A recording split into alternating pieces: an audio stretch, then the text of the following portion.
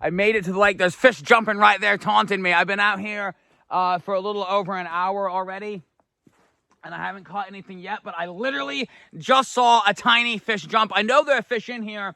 I'm not that professional, of a lake fisherman. I fish with my hands in rivers and creeks, or I can use a buzz bomb in the ocean, where you just drop it all the way to the bottom, reel up like 3 times, and then jig. That kind of fishing I can do. As for lake fishing, and fishing with like a lure and stuff, not my specialty, but I'm going to throw this thing out a few more dozen thousand times and see if I can't catch anything. So I don't actually have a conventional fishing pole, but the original fishing poles were sticks. Sticks with hooks on them. A lot of these lures don't require bait because they look like a wounded fish. So with fly fishing, you're supposed to try to get your lure as far out into the middle of the lake as possible and then reel it in. Kind of skipping across the top of it to look like a wounded fish. So I'm just trying to zing this thing as far out as I can.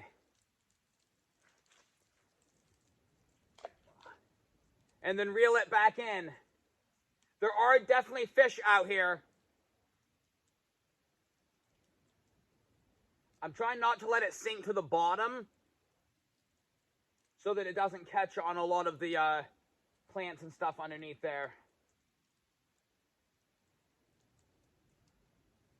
Sometimes, guys, fishing takes a long time to catch something, especially when you don't have all the conventional modern-day utensils for it. That's what happens when you get a little too close to the bottom. Just gotta zing it out. See if I can't get it a little further this time.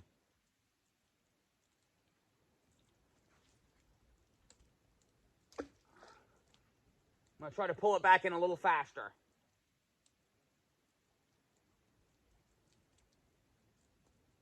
Too much on the bottom. All right, I'm gonna try that again.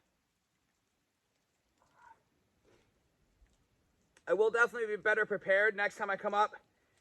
I was counting on being able to use my my hands, honestly.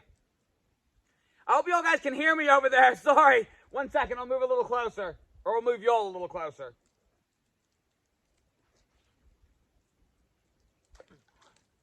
Got the wind working against me a little too.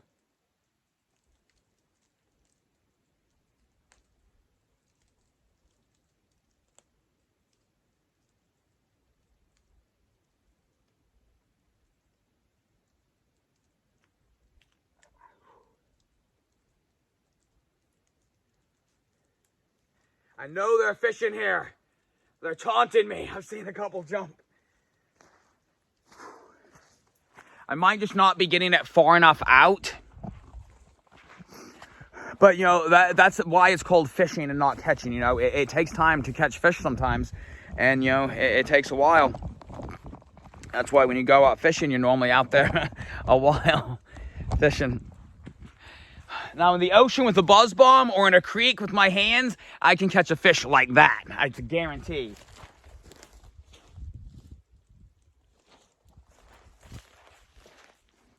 All right, I got the wind working against me a little bit.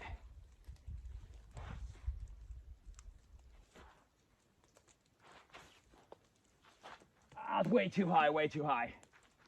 I'm going to reel that one and try again. I got it way too high.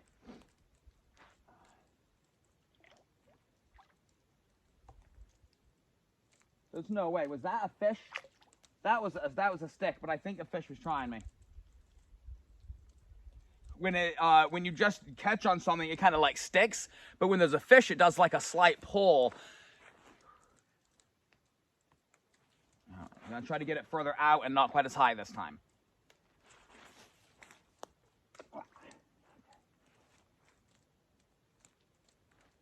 Come on, baby. Here, fishies, fishy, fishies.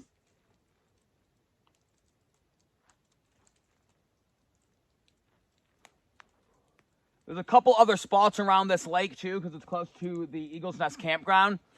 There's like an old dock. It goes a little ways out into the water. A lot of people will fish from there. And probably with better results. Right now, I'm just like off the side of a trail close to the edge of the water. Okay, I'm going to give it another try. Here we go. That's fishing, guys. You throw your lure out, you pull it back in. Eventually, you get a fish.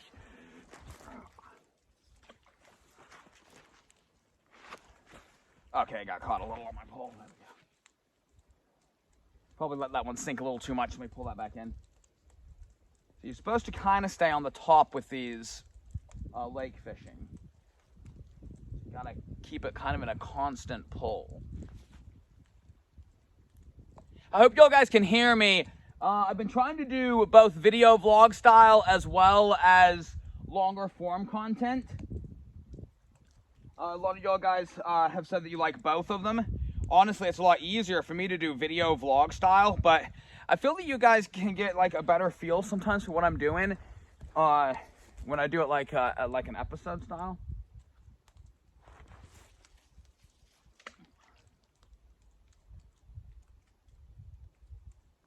Oh no! I had a bite! That was a bite! Come on. You want it. You want it. Ah!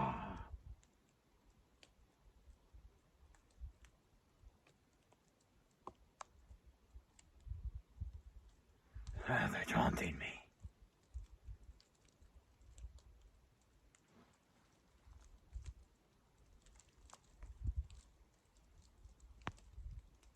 Yeah, the further out that way. Oh, I don't want to get it caught up on this grass. That'll definitely mess with my throw.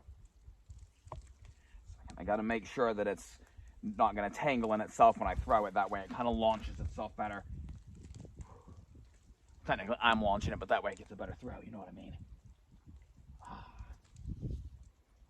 So every time that I pull in, I get a bunch of the seaweed and grass and junk. Not technically seaweed, but because once I get to the edge, it's on the bottom. That was definitely a bite I just had. All right, I'm going to throw this thing out a few more times. Unfortunately, it gets dark pretty quick. I've been out fishing for a while.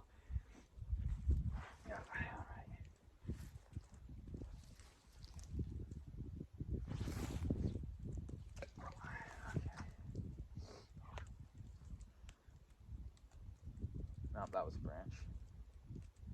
Gonna pull it back in. I think it's not too low.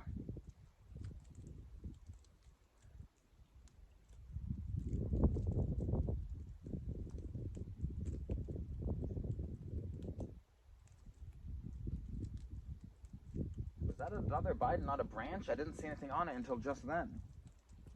Pretty sure that was a branch. The first one, 100% a bite. I felt it literally pull. All right, I'm gonna try to get this thing back out there. Come on, fish. You know you want it. You know you want it. Come on, fishes.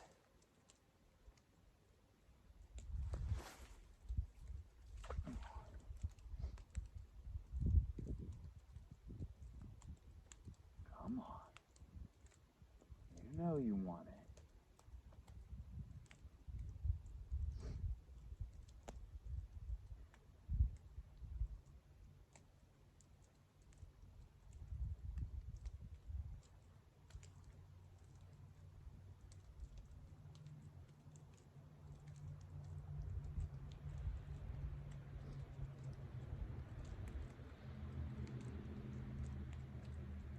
POW has actually grown up quite a bit since I was last here. A lot more people, a lot more traffic. Boy, Ketchikan had really grown up. Ketchikan is like non-stop traffic. Fortunately, I only have a little bit left of light, and I still got to get the rest of my stuff packed. Dang it. Oh, okay, here we go again.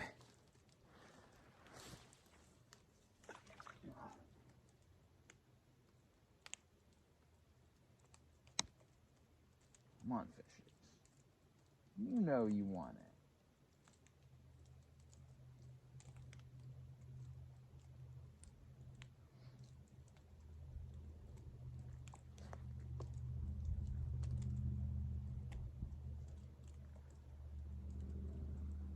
No pullback on that one. I think that one was a branch or something.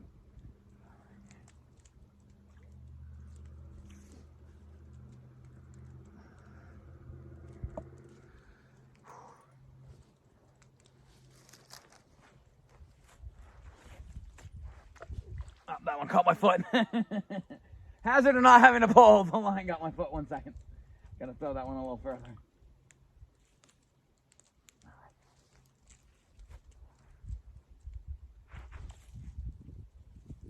Yeah, beautiful. I'll take that one.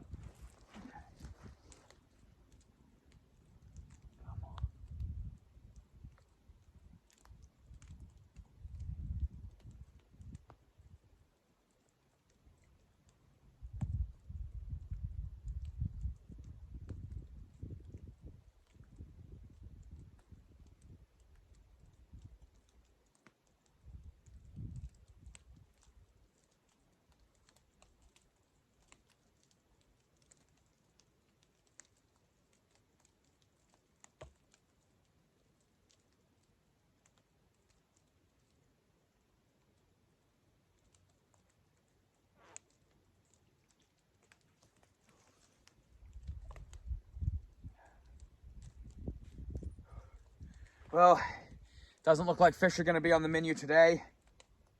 If I had more time, even using this method, I could definitely get a fish. I just don't have the time. I waited so long for the ferry to get down here, and I just don't have the time to spend as much time as it would take. Obviously, sometimes you can, sometimes you can get a fish just the moment you drop a lure in the water, but most of the time it just takes a while. And I'm not going to claim to be an expert at lake fishing because I'm not. I'm an expert at fishing with my hands. But I'm actually losing light out here, so I think I'm going to get everything packed up and unsuccessfully head back to my minivan. I'll be back though. I'll be back, and I'll be getting fish next time I'm here. Definitely. Salmon will be running in the stream the second time I come up. So the first time I come up next year, I'm planning on coming up around like somewhere between February and June, and I'm going to be scouting several different pieces of property, and I'm hoping to find one. And then I'll be going back to Florida to hang out with my boys some more, and then I'm going to be coming back to Alaska a little earlier than this time, probably around September, but I won't have to do the drive and I won't have to wait for the ferry. So I'll have my vehicle here, so I'm going to fly right into Ketchikan, and then I just have to take the inner island ferry. So I'll have a lot more time here. And hopefully, when I come back in the fall, I will have a piece of property because I'm going to scout it in the summer. So if I do have the piece of property in the fall, I'm going to start building on it, and it will make a huge difference. I can slow down and take my time a lot more and, do things the right way. But I'm going to go ahead and pack my stuff up right now, and I'm going to march out of this trail. No fish today. Currently still on Prince of Wales. I just got everything packed up from fishing, and now I'm hiking myself out. So in this particular area, it's really close to the Eagle's Nest campground, and so there's a really cool trails and boardwalks around this area, circling like the lake. So got these cool little walkways all the way around it, and this is the area that we came to when Dad originally woke up from his coma. So Dad went into a coma when I was like 17 or 18, somewhere around there. And they told us he wasn't going to wake back up. He was in a coma for about 8 days. And they flew him down to Seattle. And they ended up waking him up, and Dad was so strong. And he woke up, much sure everyone's surprised. And then the doctors told us that he would be however he was in like a week. So after a week, that however much he had improved would be as much as he would stay improved, and that's how he would be. They wanted to do like some stuff rehabilitating him and keeping him in hospitals, and Dad, when he was younger, had really bad experiences with hospitals. He'd been hit with a baseball bat in his face, and it actually destroyed a lot of his face, and he had reconstructive surgery, and a lot of people didn't know that. But he was in a coma back then from being hit with the baseball bat, which is way, way, way before any of us were born. And he had a really bad experience with hospitals and stuff. And all of us guys knew that, and they were really wanting to keep him in the hospital and do all these rehabilitating stuff to him. And Dad could barely talk at the time, and he was just seeing his eyes. He was like, no, he's like, don't make me stay here. Get me home, guys. And he had amnesia too. When he first woke up, he couldn't like remember like anything. He thought our grandma was still alive, and she'd been passed away for quite a while. And we took him out of the hospital. obviously, we didn't break him out or something, They released him. We took him. We were like, nah, we want to take him. So we took him out of the hospital, and we got a ferry ticket for the Inter Island Ferry and came down here to Prince of Wales, somewhere we'd spent a lot of time. And we went to a campground because he wasn't really in good enough shape to, be going out into islands, and we didn't have a boat at the time. And we went to Eagle's Nest Campground and Harris River Campground, which is really, really close to where I'm right now. And we were there bouncing between them for like 6 months. And they were wrong that Dad wouldn't improve. He improved a great deal. His memory came back. He was able to drive again. And he totally came back. Dad completely came back. Very, very strong. And we lived hunting and fishing and eating beans in this same area. And we walked across this boardwalk here. And Dad would go fishing in this lake while he was recovering. And Mom was doing some fishing too. And we'd splash around in it as guys. Some of my siblings are good at lake fishing too. I just never really did it because I was always just like to use my hands. But I have a lot of fond memories here. And this is actually the same area up Eagle's Nest that we were all hunting. And we would do that sometimes as family, and we'd just be going, and you don't always get sign, but we going along these trails, and, the whole wolf pack, all of us there. And I was actually piggybacking Bird, who was much younger at the time. I think I was like 18, and like 8 years older than her. And so I'm piggybacking her, and there was I don't remember the reason, but she was trying to keep her clothes dry, which normally she wouldn't. I think it was just because it was so early in the day. So I was like piggybacking her. I was in a wetsuit, and I had no boots. I was just wearing socks. And I was walking through these small puddles with her on my back. And one puddle that I stepped into, a little puddle, didn't look giant at all. I stepped into that thing and I dropped into the water up to my chest in this little tiny hole, drenched her. Everyone was breaking up laughing. It was so funny, like hysteric. Everybody was laughing. Which messed up the hunt a little bit. Too much laughter. Mom and Dad got laughing. I was busting out laughing. All the guys, Bird thought it was hilarious. One of the times she tries to stay dry, jumped her right into her. And I was literally chest deep on me. This little puddle, about like that. That's about what it looked like. I was stepping in all the puddles. I stepped in that one literally straight up to my chest. Lots of good memories here. Lots of fond memories. And Rain, she was just like 1-2 years old here when we were doing that.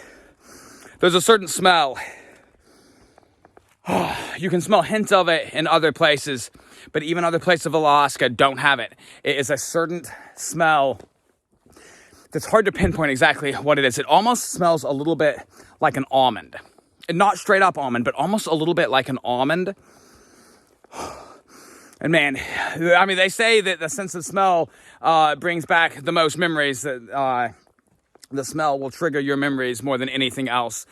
And man, I believe that. So I've heard some people say like, oh, your trip was useless. You didn't get land. You couldn't hunt a deer. Didn't get a fish, unfortunately, either. But no, I knew that the land wasn't 100%. I came looking for land, and I'll come looking again for land. No, I didn't get to do any hunting, and no, I didn't get any fish this time.